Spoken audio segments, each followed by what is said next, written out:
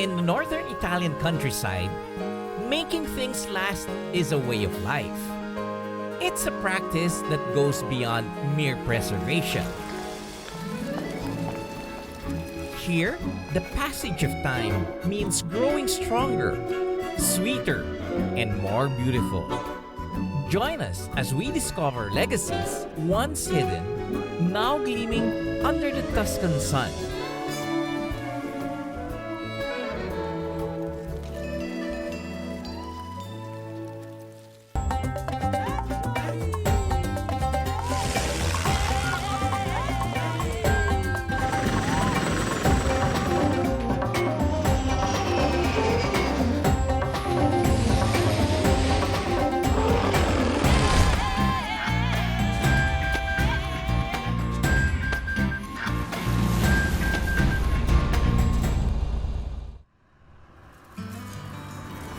The charm of rural Italy never fades, no matter how many times you visit. And when every route is a scenic one, driving turns from routine to pure pleasure. A laid-back yet sophisticated car, like the Audi A4 Avant, is perfect for these landscapes. The quietness of the A4 allows you to enjoy the scenery. Very quiet when you're driving around. Oh, what a nice view around here. This is one thing that I like here in Toscana. Everywhere you look around, I like the old farms. Rather than cut through the landscape, the roads in Tuscany flow with the terrain. And it takes the curves really good. It's like having a magnet on my wheels. I look forward to experiencing a taste of Dolce Vita in this beautiful region. That afternoon, I visit the home of my longtime friend and fellow pilot, Lele Sanazzo. It's been a while since I saw the whole family, his wife, Genet, and daughter, Ginevra. Hi, Lele, I'm back. Welcome back. Thank you for your invitation all the time, huh? Wow, you're so big already. How are you? You're so big. Lele's home sits on top of a hill. Every day, he wakes up to an amazing view as he tends to his own vineyard and enjoys the beauty of nature. And when he offered me a glass of his homemade sparkling wine, it's hard to resist pulling up a chair and enjoying the afternoon with good company. Wow, what a nice, really nice afternoon, huh? The weather is just right. Everything is cool. See. Ginevra will be lucky to spend her childhood in such a charming, carefree place.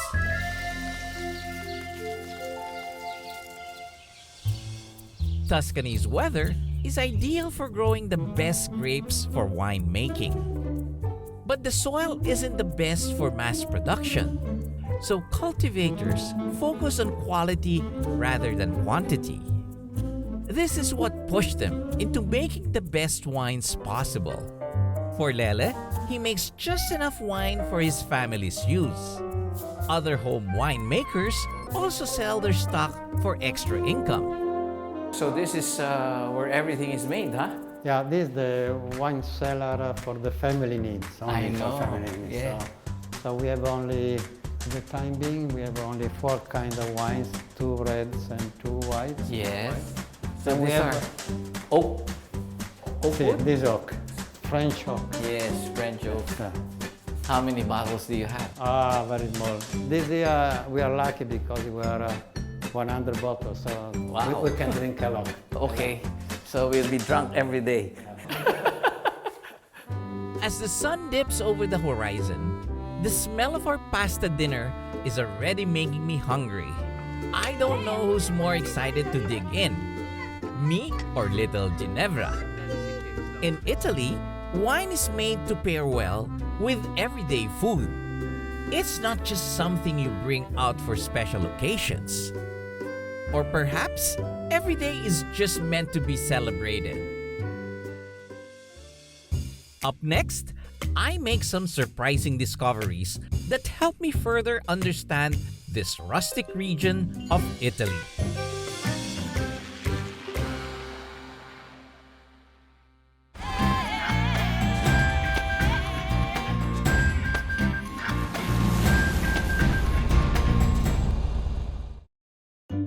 I am still in the beautiful region of Tuscany with my old friend, both literally and figuratively.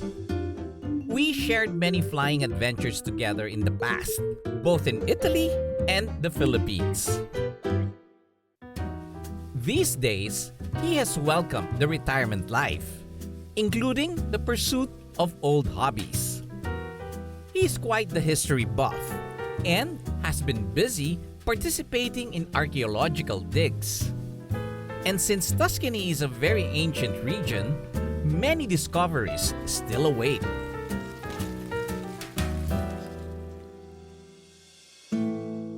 Together with Lele's friend, archaeologist Andrea Marcocci, we visited some tombs not far from his house in Grosseto.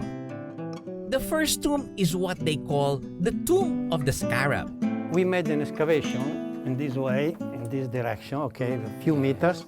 Excavating, we found that here there was missing. Flat. So this means that there was an excavation, what is called a dromos, to the entry of the tombs.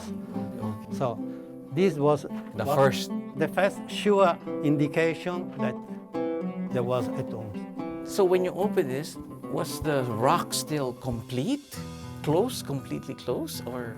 Almost. It was a bit broken. Which means what? This means broken that these tombs was already visited.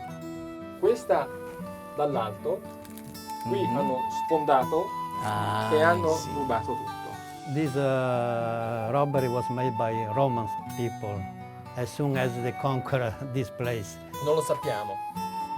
Almost nothing inside, only some ceramic. Sì. Everything destroyed, everything broken, everything. So somebody really has been there. There were at least 21 skeletons inside the tomb, along with fragments of household items. Though disheartened that the tomb has been heavily looted, the team made a major discovery just outside it. A gold Etruscan scarab ring, elaborately decorated with an onyx stone, typically worn by powerful men. We found the ring, not in the tombs, outside. Oh. Here, around this position. Sì. L'anello era qua. So it was no longer in the tomb. No, Probably no. on the way out it fell? Most probably. Andrea and his team have found other tombs in the area, including this one, which dates from the 2nd to the 3rd century BC. Questa in origine era la chiusura. Here, they found some gold leaves that form part of an ancient crown. Una di queste persone probabilmente indossava una corona di foglie d'oro e quindi era una specie di persona molto importante, di rango si dice, So maybe with high-ranking official in the government. una specie di principe. Yes. The excitement of a good find is definitely thrilling, and I can really see Lele's passionate involvement. What made you interested to take up archaeology? And Lele is a pilot. I don't know why he also took up an interest. You know which was my first important book that I bought when I was 12? Playboy magazine? No. No. What? There was a book on the buried civilization. So you're here to learn and to keep the history and improve the future based on history? To improve the understanding of the past. If you read the Divina Commedia, is a book of Dante.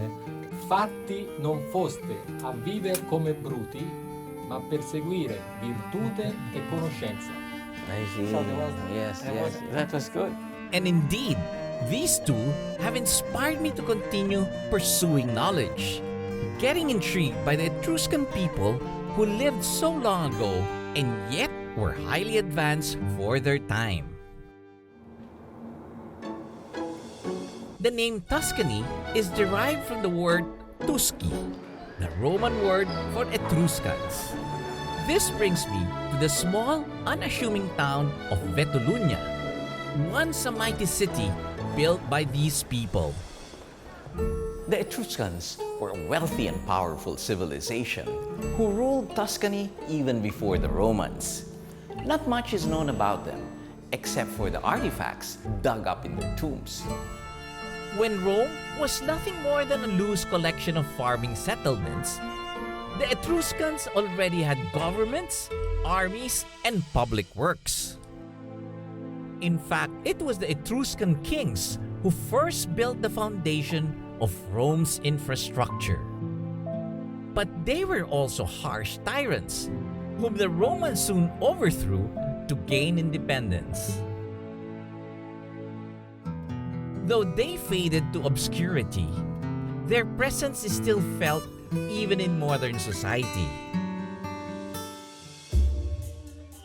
The Latin alphabet, which we still use today, traces its roots to the Etruscan alphabet. But their language is considered lost, as very little of their literature survived. Eventually, the once powerful and wealthy Etruscan civilization started to decline, until they were completely absorbed by Rome. It was good to learn about Tuscany's first inhabitants in order to fully understand this region.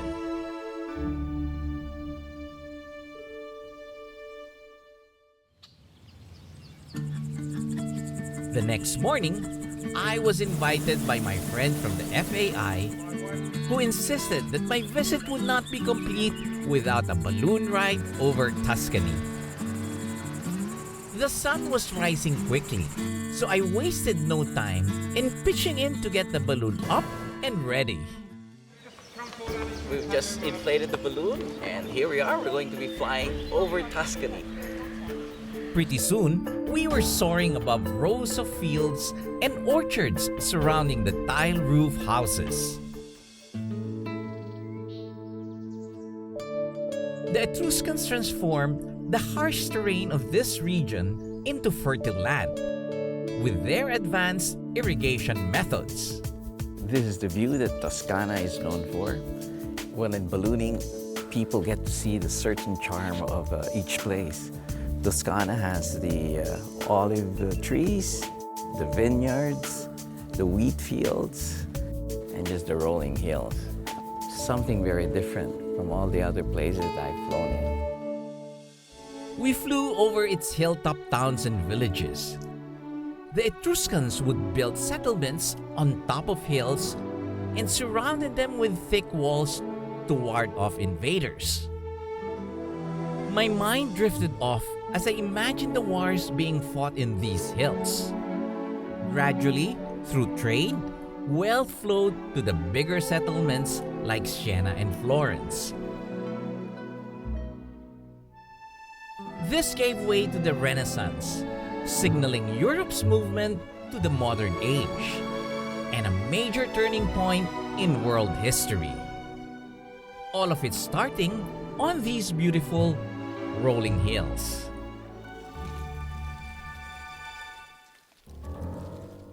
My momentary daydream was cut short as we soon had to land. With ballooning, you never really know where you'll end up landing. And that's an adventure in itself. Well, we just made another landing. We're in somewhere near the road, but not quite near the road. We made it safely, and what an enjoyable flight over Tuscany. Now to get to work and help them pack.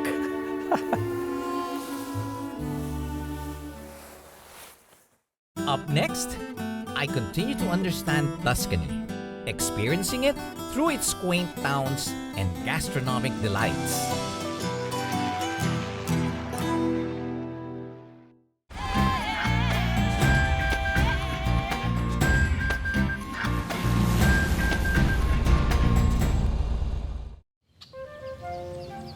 Tuscany's stunning landscapes are a result of its long and colorful history. These rows of cypress trees are a Tuscan icon, but they originate from the Middle East, brought in by Etruscans who traded with this region. Even Tuscany's hilltop towns have plenty of stories to tell. So Lele and I took to the road to explore Tuscany's charming towns. We begin in one of the region's most historic places, the once powerful city of Siena. It is one of Europe's most well-preserved medieval cities, with expansive Piazza del Campo at its heart. Lele, what is the significance of Siena here in Tuscany? You know, Siena has always been, during the Middle Age, the main opponent of Florence.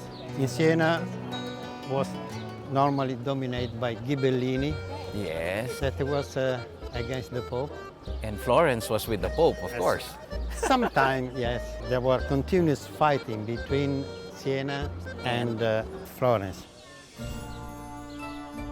Despite the many external and internal disputes the city went through, many artists flourished in its golden years, adorning the city with beautiful monuments, one of which is the majestic Siena Cathedral. Which is the more Tuscan features of the church? For sure, the front side. The front side. Front side, yeah. And the marble, you know? You have white and dark marble. You see, Yes. for instance, in the bell tower, this typical of Siena, black and white. Walking around this medieval city is a delight, with its almost uniform brick buildings. Brick making being a specialty of this commune in the past. But the bigger cities like Florence and Siena are not the only ones worth visiting for a true Tuscan experience.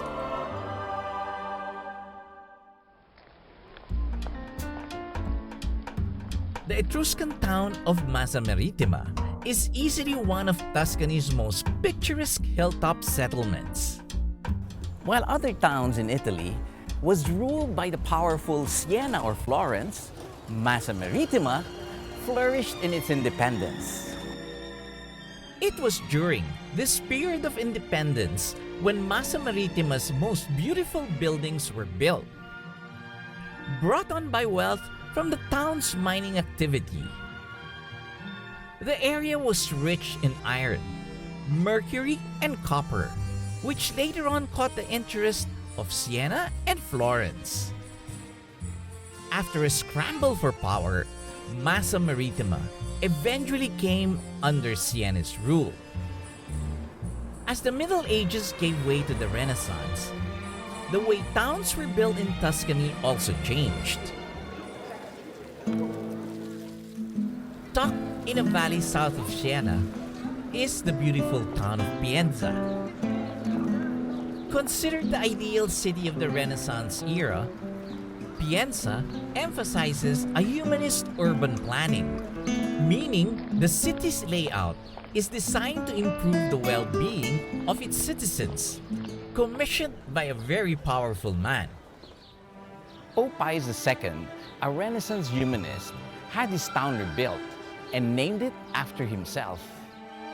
Pius II hired Italy's top architects to renovate his hometown and set an example for other cities to follow. Pienza's urban planning was eventually adopted in other Italian towns, and it spread all over Europe. Going around these quaint towns made me want to experience what daily life was like for medieval Tuscans. But instead of another museum, let us suggest we look at what they ate instead.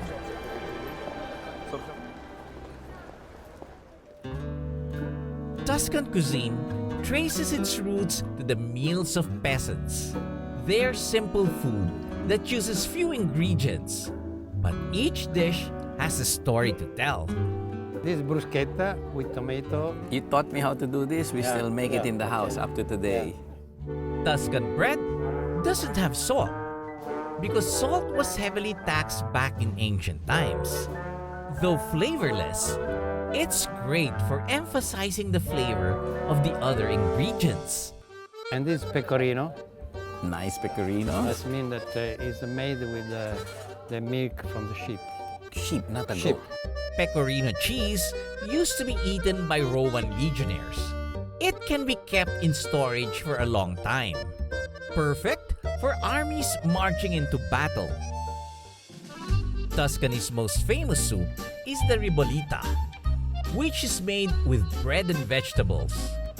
Back then, servants would take the leftover bread from their master's feast and add them to their own vegetable stews. It's cabbage, eh? Oh, it's poor soup, but it's the typical things that they used to eat here because it was not a very rich country, this part. So this is, Poor man soup. yeah, the poor man's soup, and, but now they are Sophisticated. sophisticated and most typical. And for the main course, a generous helping of Italian pasta. This handmade pasta is like spaghetti, but in Toscana. This peachy, this all'alione because a lot of garlic, Okay. and this is ragu. Yeah, it's good to try both, I think. So, and it's only water and Flour. flour. Very chewy. It's always very good. Good. It's fascinating to see how the most humble ingredients can create something truly satisfying. But what is a Tuscan meal without a taste of one of Italy's best wines? Lele took me to Montalcino, a town built by monks from the nearby Sant'Antimo Abbey and was initially part of Siena's Republic. For centuries, the town was economically stagnant until their impressive wines attracted the attention of connoisseurs. Winemaking has been a Tuscan tradition for thousands of years. In fact, the excellent quality of Tuscan wine is even mentioned in Greek literature as early as 300 BC. We sat down at a tasting room in the heart of Montalcino to see if the ancient Greeks were right all along. Before, the wine for which Montalcino was famous in the Middle Age Was the this one, Moscadello. this Moscadello, made with the Moscato grape. The 19th century, they start with making good red wine. They invented the Brunello that is made with the Sangiovese grapes, Sangiovese Grosso. Today, one of the most famous wines in the world is the Brunello di Montalcino, a dark red wine made from Sangiovese grapes, a thicker skinned variety only grown in the area, which gives it a bold flavor. And What does Brunello mean? Brunello has been dark, Dark. Okay. dark wine. Bruno is black hair. Like my dog. Our dog is called Bruno. Well, you certainly can get me drunk very early. Brunello is the first ever wine to be classified with the DOCG label, the highest classification of Italian wine.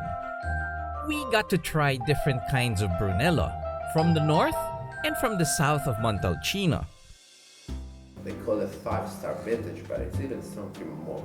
Really robust wine. They have all the characteristics that Brunello is looking for, deserve to have. So from the north part, with a traditional way of fermentation and aging the wine in big oak barrel. Here we go, sir. Okay. It's great. Thank you very much. You're welcome. Of course, different terrain and environmental factors influence each Brunello's flavor. For instance, the vineyard from the south is facing the sea, we have this hot wind coming from the sea that helps to keep dry the grapes. This increases the quality of the wine. Then during the night we have the cold wind coming down from here. So during the day we have 36, 37 degrees. During the night we have 20. So there is a really huge difference of temperature. This increases, of course, the aromas of the wine. That's good. The wine was truly incredible. And these two old pilots can agree. Just like the Brunello, men only get better with age. There is beauty in making something that cannot only outlive you, but grows more valuable as it ages. This is the legacy that endures the test of time. And Tuscany is one place in the world where you can truly appreciate the sweet old life. This has been your captain, Joy Roa. See you in the next Asian Air Safari.